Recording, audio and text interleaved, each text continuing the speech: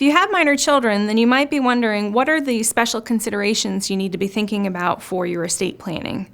And first and foremost, you're probably thinking about guardians. You want to think about who would be the best caretaker for your children if you're not there to care for them yourself. And you want to also think about some things like, would I rather that be a couple or just an individual? If I do name a couple, what happens if they're separated or divorced down the road? What happens then? Or is it important to you that maybe your child stay in the same geographic area so that they can stay in the same school system versus potentially having to move to a new area? Separate from the caregiving, you also want to think about who would be the best steward of the children's finances while they're still younger. That person's usually called a trustee. Now, some people want to have different people be guardian and trustee for a little bit more checks and balances, have a little bit of separation there.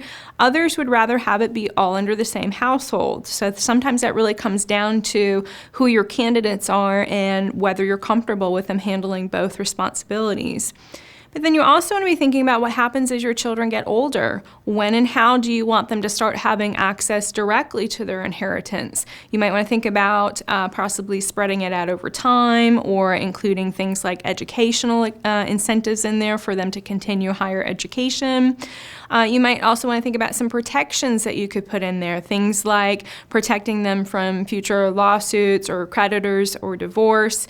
And I know if your children are minor, that might seem kind of crazy to already be thinking ahead to a future potential divorce, but the reality is that if something does happen to you while your children are still young, you need to already have that protection in place for them so that it's there down the road when they need it.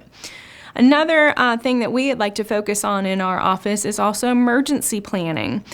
We talk about things like emergency guardians. So who are some local people that you would trust with your child in an emergency that could step in and help care for them, especially if your guardians might live further away. And then we'll also do things like medical authorizations. So again, in an emergency, if you're not available, who's authorized to make medical decisions for your children?